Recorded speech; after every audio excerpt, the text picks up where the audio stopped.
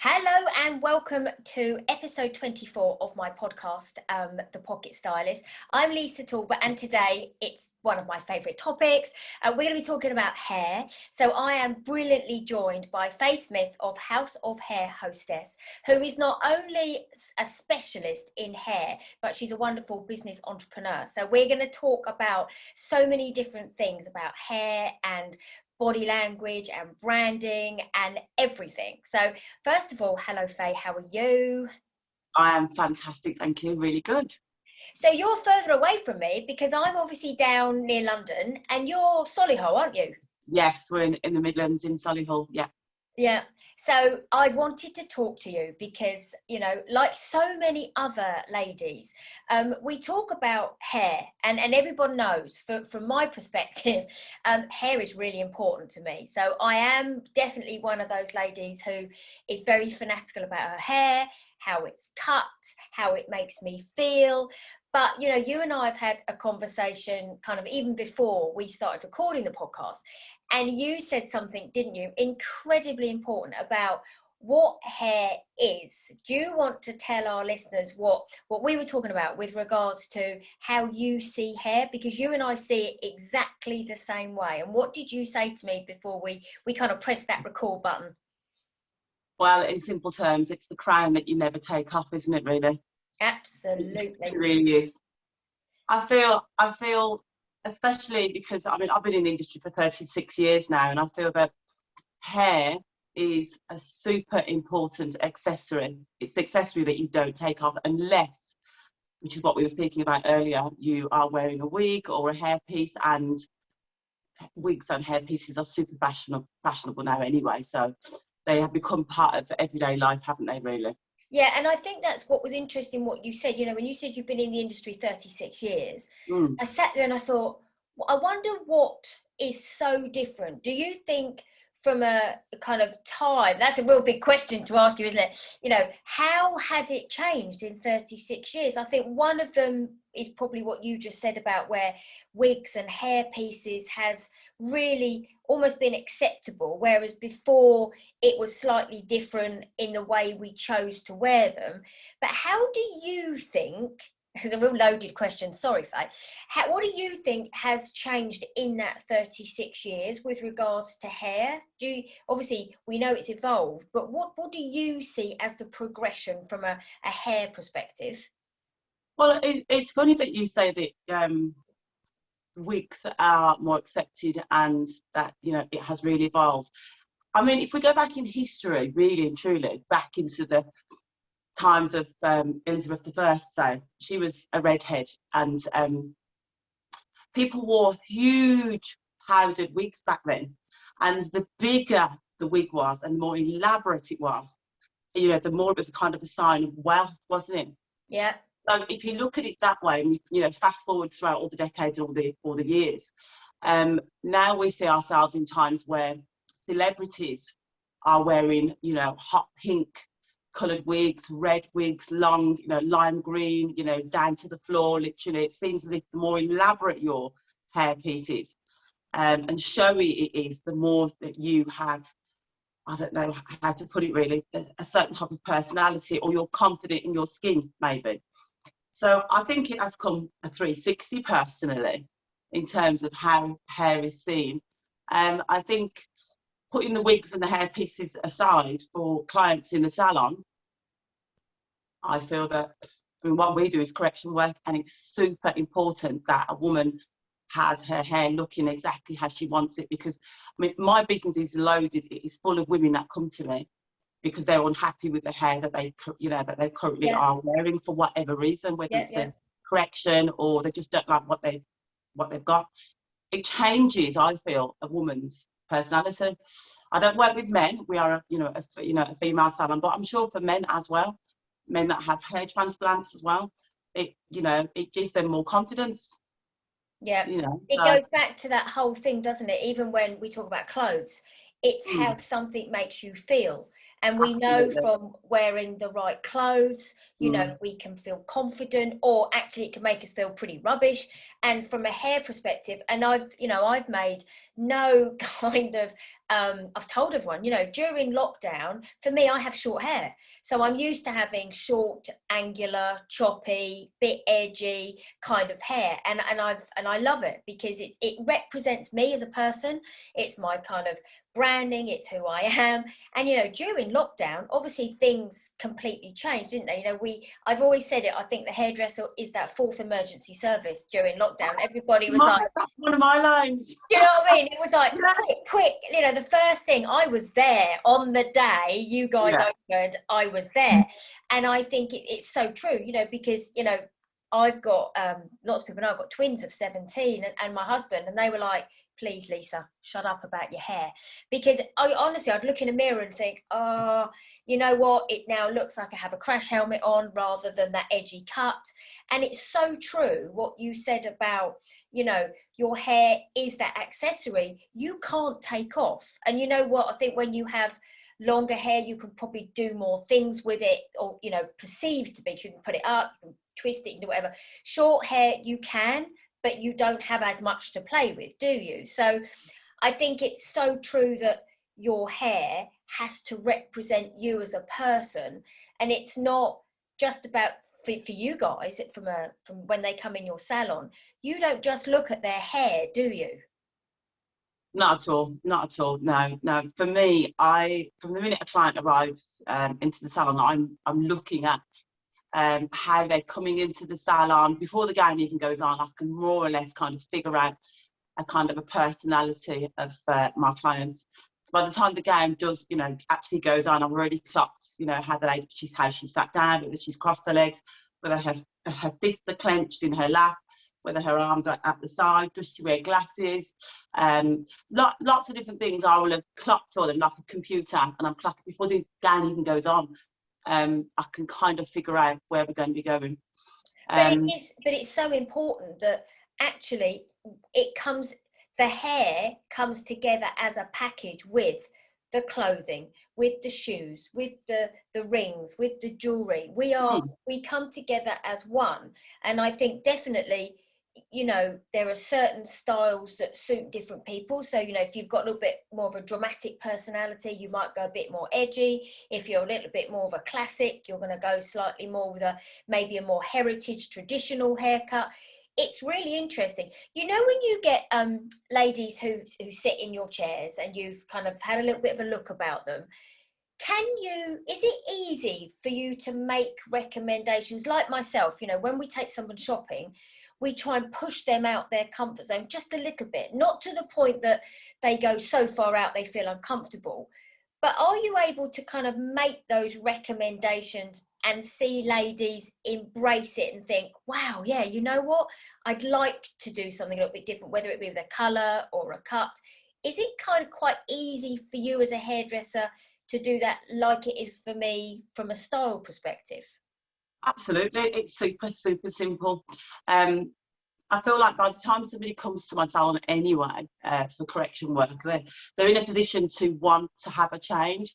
Most people that come to House of Hair Hostess have either been recommended or have found us online. And we are the leading salon for massive transformations. So the biggest transformations happen in my house. So House of Hair Hostess, that is what we do. Clients want you to be able to give them suggestions and ideas and say how you see it for them. That's why they're in the chair. However, what I might say is that sometimes some ladies will come with a preconceived idea of what they feel would look right for them. And that is where the kind of you have to be careful with your choice of words and how you guide somebody on the journey that you want to, or you feel you need to take them on to get them to the actual destination. Because sometimes people don't see hair colour as we see it, and you do have to. I think men are more colourblind than women, aren't they? I think that's a general rule. But there are a lot of women that if you show them a shade of a particular primary colour, they would see it as one shade, yet it's another. So you've really got to chunk it down. I'm super good at that. I don't move on. I am a person of detail, and I don't move on until I've been through certain steps with certain people. And if I'm still not happy with it, I'm not moving on, because I know at the end of it that that's not going to be what they think that they're going to get, because they don't see it. So Yeah, I break it down. Yeah, and then I suppose then what happens is when the colour is then done, actually they'll look in the mirror and think, oh, that's not what the colour I wanted. So you're better off, aren't you, literally nailing it down to start with, so that someone gets that idea of what you're trying to achieve with the colours you're achieving, to say, actually, this is what I'm going to get. It's based on, isn't it, those whole yellow and blue undertones, and just helping. It's just helping, isn't it, and helping people understand what the colour will look like when it comes out. A couple of things there that you just mentioned. So it's based on really making sure that your clients, it has to be an enhancement of their natural beauty, I believe. Yeah. So when something, you don't want a colour wearing you, do you? No. So that is the secret. You don't want a colour to wear you down, to make you look drawn, drained, you know, older, if that's, you know, an issue for you, or in any way, shape or form, just not look healthy and glowy. And then you mentioned about blue tones and red tones, but what we have to remember is that it isn't just about your skin tone, because remember, women wear makeup, well, a lot of women wear makeup generally, even when they come to the salon, but the primary thing about hair colour is actually eye colour. It's not just about skin colour. It's about eye colour, because there are two things that are important there. There is the eye colour will let the hairdresser know what the underlying pigments are going to be in the hair that you're going to have to fight with. Okay. Yeah, hugely. And then also with eye colour, you can then narrow it down to what colour is going to then reflect from the hair onto the skin tone and make the eyes pop. Yeah. So that you can see their eye colour more. So there are two things that you have to think of. It's not as simple as people think.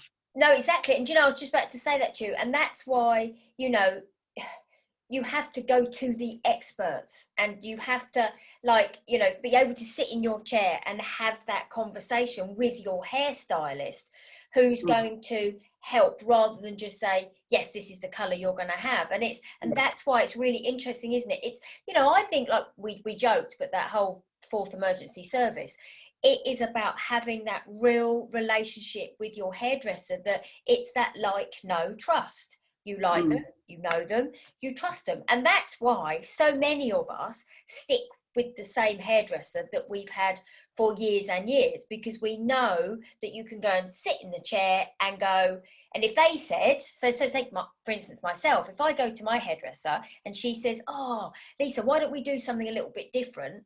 I know and I trust her enough that she will make the right decision, because not only does she know her products and her style and all that type of thing, she knows me. So she knows that if, for example, she was to say to me, right, Lisa, we're going to make it go pink all over, I'd be like, oh, no, a bit too much for me. But if she then said, actually, let's put, I don't know, more flashes of, I don't know, mahogany through the front, for me, I'd be like, yeah, crack, that's brilliant. So it is, isn't it? I think a relationship with a hairdresser is so important. It is super important. But I mean, for the hairdresser, it is all about being approachable.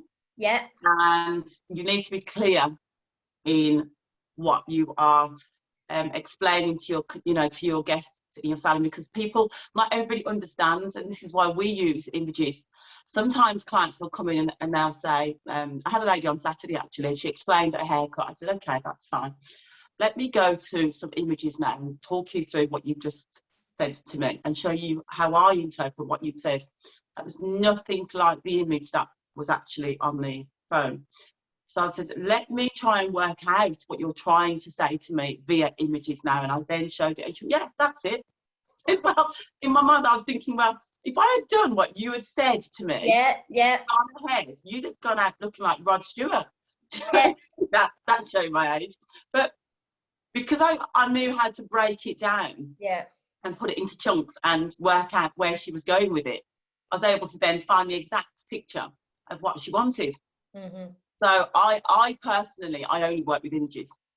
That's a really good thing, isn't it? So would you recommend, if you've got say a lady going into a hair salon maybe for the first time, would you recommend that they take images in with them and say, Standards, this that's is, part of our procedure.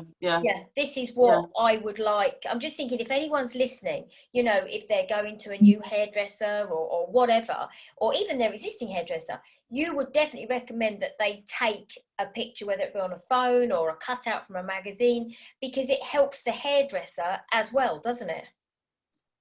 What it does is, for me, then there can be no kind of, I don't want to use the word mistakes, but I know what you mean. definitely know what the client is trying to get across to you. It doesn't always mean that the picture that the client brings in is what is right for them. So with that picture, it's a good starting point. It's a very, very good starting point. And then with that image, then we can break it down, because often I divide my images into 3 sections: the top section through the sort of crown through to the eyebrows, then I go from the eyebrows down to the mouth and jaw, and then I go further down if it's longer. And I guarantee you the bit the client likes is the bit that's in the middle, that's in and around the eye area. She hasn't even noticed the top bit where it's darker and it's got a root shadow on it. She hasn't even noticed that the ends are like super popped and bleached. She hasn't even seen it. And then they go, oh yeah, okay. Because they're visually seeing, aren't they, the bit that is in the eye line of the eye. So you take into account as well, quite rightly, the face shape as well, with regards to the cut and the colours as well. Well, yeah, so that's all to do with placement. So your placement will be based in and around your actual end haircut. For us, that's pretty standard, Yeah, I think it's so interesting because, people ladies might think they go to a hairdresser just to get a haircut or a hair color. This is what I've wanted to do with the podcast today, was really share with ladies how much goes into your hair. It's never just about going in to have a haircut or have a hair color. It's that the hairdresser uses so many different what would you call them, so many different kind of ways to work out and make sure that the client gets the best haircut or the best color for their personality, for their shape, for their colorings. It's not just come along, sit in my chair, off we go. And it's a bit like me, people say, well, can you just take me shopping? Well, I can do, but I've got to take into account 5 different steps before I get to show you the clothes. And that's where your expertise comes, that's where my expertise comes. But that's what I'd love people to be able to listen to this and go, wow, I've now learned that when I go to my hairdresser to help the hairdresser, I can kind of give them this information, and this is what I now know that they need from me to make sure we get it right. And also what we have to take into consideration, I feel, as well, is remember, as with yourself, so if I came to you to have a complete, clothing makeover, you've got to think about budget as well, and maintenance of this lifestyle, this new lifestyle look. So if a client comes to me, and obviously we quote at consultation, but remember that there's also a journey. So once this hair is complete and she's walking around looking fabulous, there is maintenance, just as there is maintenance to anything. If you have, shall we say, I don't know, you buy new plants for your garden, you've got to keep watering them, haven't you? They're not just going to bloom forever, are they? So you've got to keep watering the plants. Well, your hair is like that same plant, isn't it? You've got to keep watering it by adding, refreshing colours to it, toners and things to it. Home care is massive in my salon. I don't believe in sending anybody away without the correct care package, because you have to have the right products for the new look that you have got and the new colour. Because every single client is different, and every single colour service is going to be different. It's all bespoke. Yeah, and every hair is different. It's a bit like, isn't it? Your hair will be different to mine. My hair will be different to my daughter's. All that type of thing. Everybody is so different. Faye, to kind of finish the podcast, what do you have like a couple of top tips for the ladies that are listening with regards to hair? Is there a certain product that you would recommend that, you know, and obviously if there's a product that the ladies can come to you, then absolutely brilliant, because I know obviously online, or is there a couple of top tips that you would give them to kind of really help them with hair care or haircut or colour, anything like that? Of course, absolutely. I feel personally that choose your salon wisely. You want to be making sure that you're going to a salon that is literally up to date with all the latest techniques. We're a solution salon, so what I realised many years ago when I opened the salon 5 years ago is that there were lots of problems within the hair world. Women have a lot of problems and a lot of hair issues, so I've chosen 4 or 5 different niches. So whether it's your colour needs correcting or your hair is frizzy.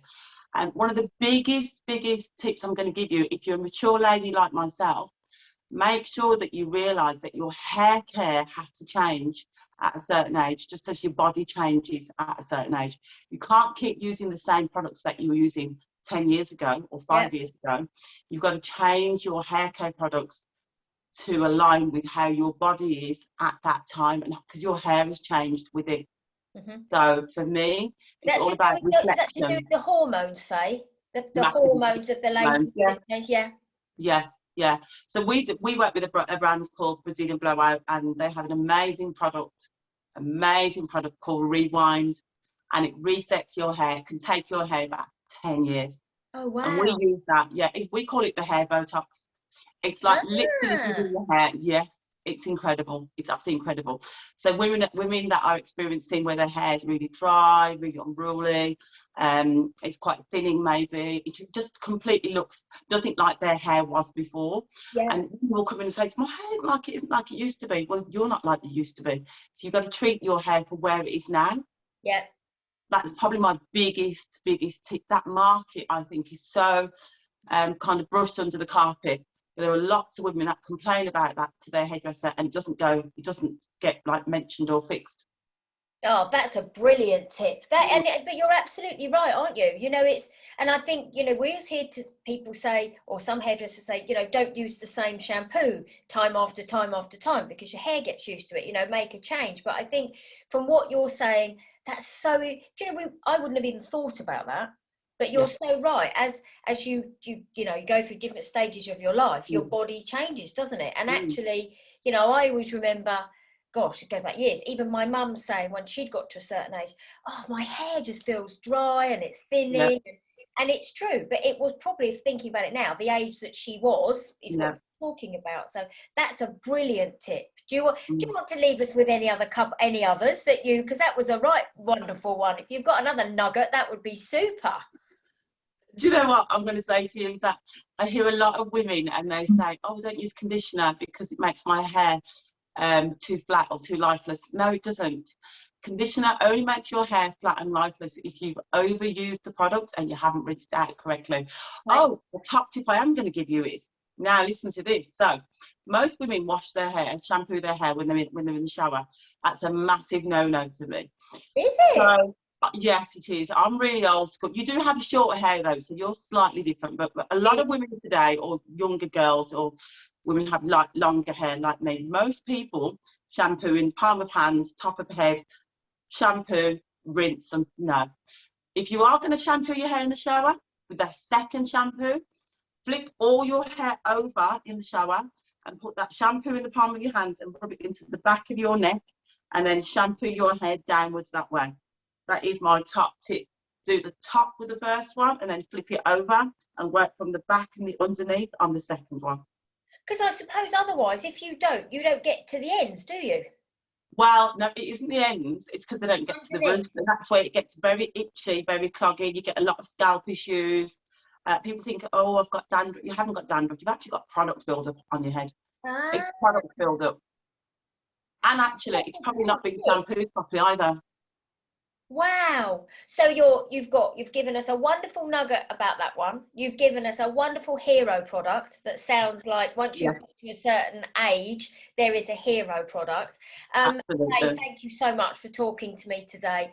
I find hair so fascinating because I love hair, but it's so important that people use your hair as the accessory because like you said, you can't take it off.